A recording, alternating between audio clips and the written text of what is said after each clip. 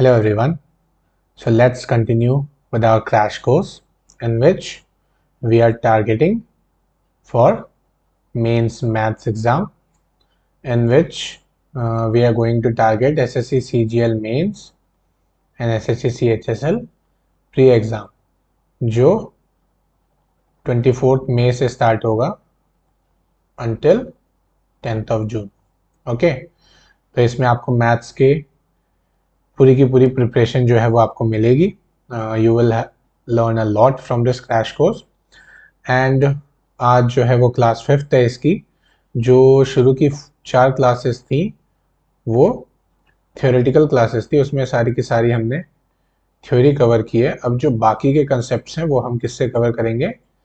Questions practice से. तो उसमें जो भी नए नए कंसेप्ट आएंगे we will see and we will learn. Okay, so let's continue this journey and let's see what is our first question. So this is our first question कि 72 into 74 into 76 into 78 अगर 35 से divide होता है तो क्या reminder देगा? Okay, तो remainder theorem हमने अभी लास्ट क्लास में पढ़ी है, इसको हम स्मार्टली सॉल्व करेंगे. 35 जो है वो 72 में क्या रिमाइंडर देगा? 2 रिमाइंडर देगा. 74 में 4, 76 में 6 और 78 में 8. अब हमें देखना है कि इनका रिमाइंडर क्या क्या है, क्योंकि इंडिविजुअली हम देखेंगे तो इंडिविजुअली रिमाइंडर यही आएगा. रिमाइंडर थ्योरम यही कहती है कि अगर इंडिविजुअल रिमाइंडर्स आ रहे हैं और जो भी ऑपरेटर है do them and then you will get the reminder. इसमें क्या आया? 8 इंटू 6 48, 48 इंटू 4 यह आ गया 8 इंटू 48, 384 over 35. ओके, तो जो रिमाइंडर होगा वो क्या हमारा 384 हो गया. ये देखो 384 ऑप्शन भी दिया हुआ है इन्होंने, लेकिन 384 जो है वो रिमाइंडर नहीं है. जब तक डिवाइजर से कम नहीं आ जाता तब तक वो रिमाइंडर नहीं होगा. ओके, तो रिमाइंडर जो है वो हमेशा 35 से छोटा ही होगा यहाँ पे, क्योंकि डिवाइजर से छोटा ही होगा हमेशा रिमाइंडर. ओके, सो 384 तो है ही नहीं, इसको तो शुरू में ही हमें इग्नोर कर देना चाहिए था. ओके, रिमाइंडर होगा वो इन तीनों में से होगा. लेट्स सी, 35 से आप 10 टाइम्स चले जाओ 350 आएगा, उसके ऊपर 34, तो जो आपका सही उत्तर है वो 34 है. ओके, सो ये गलती मत करिएगा कि मल्टीप्लाई करके जो भी आया और आपने वही मार्क कर दिया. एग्जामिनर क्या पता इसको भी चेक कर ले, यही लिख दे सीधा. लेकिन ये आपको याद होना चाहिए कि रिमाइंडर हमेशा 35 से कम होगा, डिवाइजर से कम होगा. ओके, सेकेंड देख लेते हैं. When 3738, okay 3738 5659 and 9501 are divided by the greatest possible number x. The remainder in each case is y. What is the sum of x and y? तो ये क्वेश्चन तो आपने बहुत बार देखे होंगे अगर आप एस्पिरेंट्स हो एसएससी के ऑलरेडी और प्रिपरेशन कर रहे हो, तो लास्ट प्रीवियस ईयर क्वेश्चंस में आपको ऐसे क्वेश्चन ढेरों मिल जाएंगे. बहुत ज़्यादा पूछा जाता है, बहुत रेगुलरली पूछा जाता है ये क्वेश्चन. ओके, सो इसको करना कैसे है? सी, अगर कोई नंबर x है, ठीक है, वो इसको डिवाइड करता है, क्वोशंट आ गया a, और जो रिमाइंडर है वो हर किसी में क्या है? y है. ठीक है, इसको भी डिवाइड कर दिया उसने, क्वोशंट आ गया b, रिमाइंडर y. इसको भी डिवाइड कर दिया उसने, क्वोशंट आ गया c, रिमाइंडर y. ओके, तो x जो है वो इनको कंप्लीटली डिवाइड नहीं कर रहा, लेकिन रिमाइंडर सेम दे रहा है हर किसी में. ठीक है, तो अगर हम इन दोनों को सब्ट्रैक्ट करें तो यहाँ पे क्या फर्क पड़ेगा? यहाँ पे आ जाएगा x of b minus A, right. तो ये कंप्लीट फैक्टर हो गया, अब कोई रिमाइंडर नहीं आएगा, राइट, अगर हम इन दोनों को सब्ट्रैक्ट करते हैं. इसका मतलब जो हाईएस्ट कॉमन फैक्टर होगा वो इसके डिफरेंस का होगा. ठीक है, वैसे हम इसका डिफरेंस देखेंगे.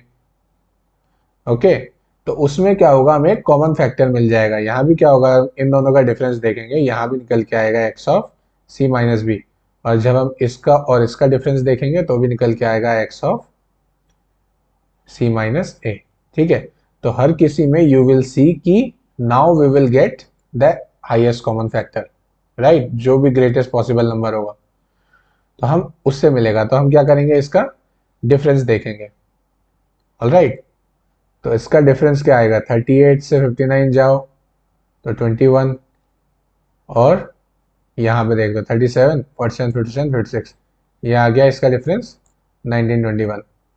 इसका देख लेते हैं 9501 से, आपको 59 से 01 जाना है, 60 और 42, तो ये आ गया 42, और यहाँ चल गए 57, 67, 67, 87, 97, तो यहाँ पहुँच गए आप 38। ओके, अब इन दोनों का डिफरेंस क्या होगा, वो आप इन दोनों को ऐड कर लो आपस में, ये हो गया 63, ये हो गया 57। ऑलराइट, तो ये आ गए तीनों डिफरेंस। अब हमें क्या देखना होता है कि हाईएस्ट कॉमन फैक्टर कौन सा होगा।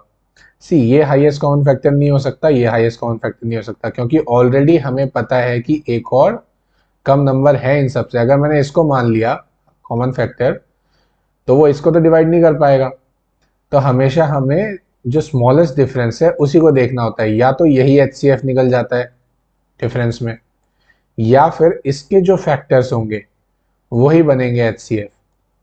ठीक है, इनके कभी नहीं बनते क्योंकि ये तो इनसे बड़े नंबर हो गए, राइट। तो जो भी HCF, क्योंकि अगर इसको मान लिया तो इसको डिवाइड नहीं कर पाएगा कभी दोबारा, इसको मान लिया तो इसको नहीं कर पाएगा, लेकिन जो ये नंबर होगा वो पॉसिबिलिटी है कि वो इसको भी डिवाइड कर दे और इसको भी डिवाइड कर दे, तो या तो HCF वो डिफरेंस ही हो जाता है, या फिर HCF जो है वो इसके फैक्टर्स होते हैं। ठीक है, अब यहाँ पे तो क्लियरली दिख रहा है कि 1921 जो है वो इसको भी डिवाइड कर देगा, इसको भी डिवाइड कर देगा, तो हमें क्या पता चल गया, x की वैल्यू पता चल गई यहाँ से कि कॉमन फैक्टर जो है, जो ग्रेटेस्ट पॉसिबल नंबर है जो तीनों को डिवाइड कर रहा है, वो कौन सा है, 1921। ओके, उसके बाद हमें फाइंड क्या करना है, अभी आंसर नहीं आया, फाइंड क्या करना है हमें कि हर किसी में रिमाइंडर y देता है, तो सम क्या है x और y का। ठीक है, तो अगर 1921 अगर फैक्टर आ गया और अगर मैं इसे यहाँ पुट करूँ 3738 जो हमने लिखा था x of a plus y, अगर x मेरा 1921 है, ठीक है, और मुझे जाना है 3738 तक, तो अगर मैं 2 टाइम्स भी चला गया यहाँ पे तो ये हो जाएगा इससे ऊपर, क्योंकि ये 3842 पहुंच जाएगा, ये हो जाएगा इससे ऊपर, तो इसका मतलब क्वोशंट तो मुझे 1 ही लेना पड़ेगा, और रिमाइंडर चाहे कुछ भी हो। इसका मतलब मुझे जो पहला जो x प्लस वाई का सम मिलेगा वो यही नंबर मिल जाएगा, राइट। तो हमें इसमें y को निकालने की ज़रूरत ही नहीं है, क्योंकि हमें नंबर ही वही मिल गया फर्स्ट में ही, 3738। ठीक है, तो आंसर क्या हो गया आपका, 3738। ओके, ये लॉजिक आपको समझ आना चाहिए कि अगर x प्लस वाई तो हमें यहीं से मिल गया, अगर क्वोशंट ही यहाँ पे 1 हो गया तो x और y तो हमें यहीं से मिल गया 3738, तो हमें y निकालने की जरूरत ही क्या है, राइट। तो हम अननेसेसरी चीजें नहीं फाइंड करेंगे, जो हमसे पूछा है we will find only that. अगर उससे ही काम चल जाता है तो क्यों जाना किसी और को फाइंड करने, राइट, क्योंकि एक एक सेकंड कीमती है इस पेपर में। Coming to next, the LCM of 165, 176, 385 and 495 is k.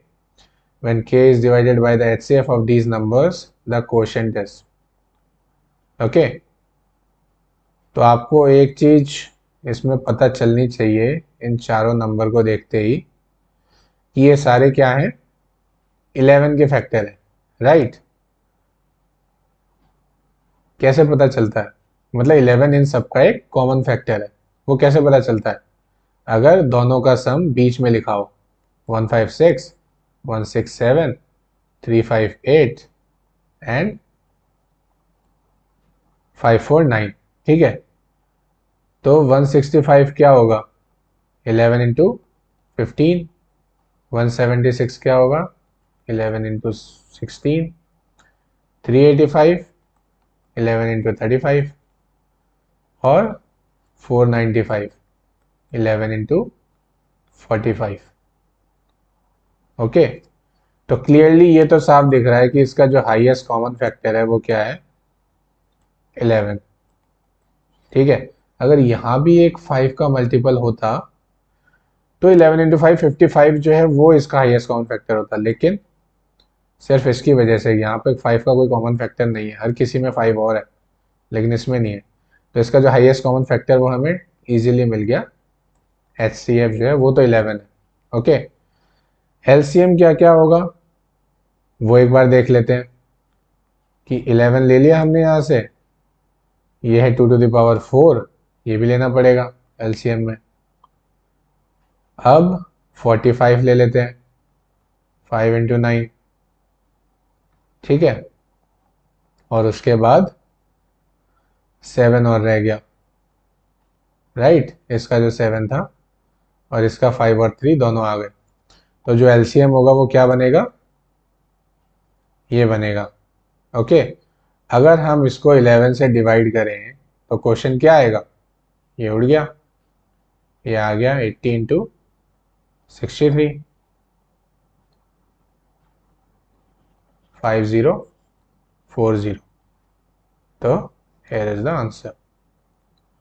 Okay, so I hope इसमें आपको प्रॉब्लम नहीं होगी, बस एक चीज़ आइडेंटिफाई करना बड़ा ज़रूरी है, ये तो देखते ही पता चलना चाहिए कि ये जो जितने सारे नंबर्स हैं वो 11 के मल्टीपल है। Okay, moving ahead, if r is the remainder when each of the numbers is divided by the greatest number d, then d minus r is, same question है, वही सेम चीज करनी है, 6454 7306 8797, ठीक है, आप निकाल लो, 54 60 46, ये हो गया 52, अगर इन दोनों का डिफरेंस देखेंगे 52 और यहाँ पे 1052, नहीं ये 65 होगा तो ये 73 852 आएगा। ओके, इन दोनों का आप डिफरेंस देख लो, ये कितना आएगा 91 और ये 1491। ओके, और इन दोनों का जो डिफरेंस होगा वो क्या होगा, ये आप यहाँ से देख लेना। ओके, ये कितना आ गया 91 93 143 और 1 यहाँ पे 2343। ओके, तो अब हमें देखना है या तो जो कॉमन फैक्टर HCF जो होता है वो यही हो जाता है, या फिर इसके जो फैक्टर्स होते हैं वो देखने होते हैं हमें। ठीक है, तो इसमें हम कैसे पता करेंगे फैक्टर्स, या तो आप 2 से देख लो पहले कि 2 और जो मैक्सिमम, क्योंकि हमें मैक्सिमम देखना होता है कि अदर फैक्टर इसका मैक्सिमम क्या होगा। ठीक है, तो इसका हम देखेंगे, ये हो गया 413। ठीक है, नहीं 426। ओके, अब हम 426 से देखेंगे कि ये सारी चीज़ें डिवाइड होती है या नहीं, ऑब्वियसली नहीं होंगी, ये ऑड नंबर है, ये भी ऑड नंबर है, 426 कभी डिवाइड कर ही नहीं पाएगा, राइट। अब हम जाते हैं अगले हाईएस्ट फैक्टर पे, अगर मैं यहाँ पे 4 लूँ तो यहाँ पे क्या आएगा 213। Okay, now we will see कि 213 जो है वो इन सभी को डिवाइड कर पाता है या नहीं, then you can easily see that yes 213 will easily divide all of these। Okay, आप देख लो 4 टाइम्स चले जाओ, ये हो जाएगा 852, राइट, 7 टाइम्स चले जाओ 21 9 1491, राइट, और अगर 213 से 11 से करो आप तो 2343 भी लिख जाएगा आपको। तो वी कैन क्लियरली फाइंड कि 213 जो है वो इसका क्या है, HCF है। ओके, तो we found the value of D, तो D आपका हो गया 213। ठीक है, अब आपको क्या करना है, रिमाइंडर फाइंड करना है इसका 6454 से। ठीक है, तो 6454 इससे आपको क्या करना है, रिमाइंडर फाइंड करना है। ठीक है, तो आप चले जाओ इसमें 3 टाइम्स अगर जाते हो तो कितना जाओगे, 3 9 3 3 6, तो 30 टाइम्स। तो आप 30 टाइम्स अगर जाते हो तो आपको मिलता है 6390। अगर आप उसके ऊपर जाते हो 6454, तो आपको पता है अगर आप 31 भी गए तो आप इससे आगे निकल जाओगे, राइट। तो यहाँ तक जाने के लिए आपको कितना करना पड़ेगा, ये आ गया 64।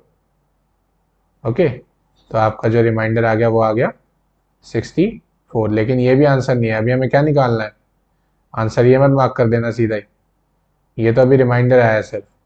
हमें क्या निकालना है, डी माइनस आर, 213 माइनस 64। ओके, तो चले जाओ 64 से 13, ये आ गया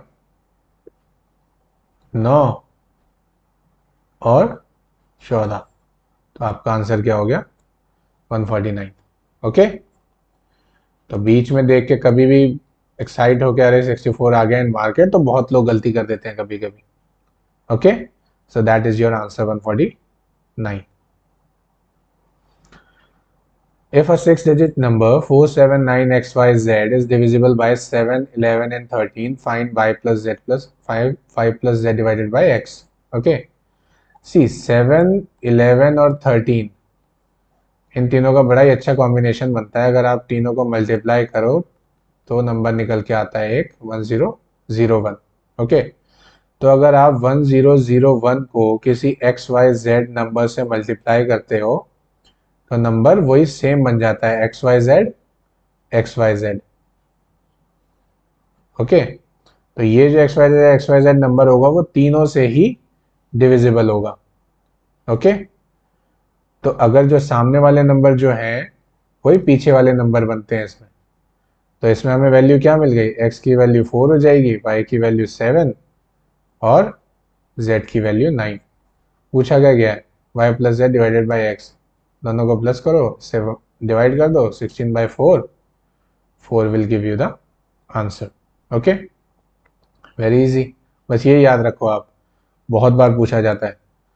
इस पे कंसेप्ट बस यही बनता है कि किसी से भी मल्टीप्लाई करो सेम नंबर बन के आता है, और वो जो नंबर है वो हमेशा 7, 11, 13 से डिविजिबल होता है। सो आज हम यहीं तक कंटिन्यू करेंगे, only 5 questions, so it won't take much time. और आपको 5 क्वेश्चंस में जो भी लर्निंग मिली होगी, I hope you will apply it in your paper exams, and जिनका भी अपकमिंग एग्जाम्स हैं उनको all the very best and stay well. Thank you so much.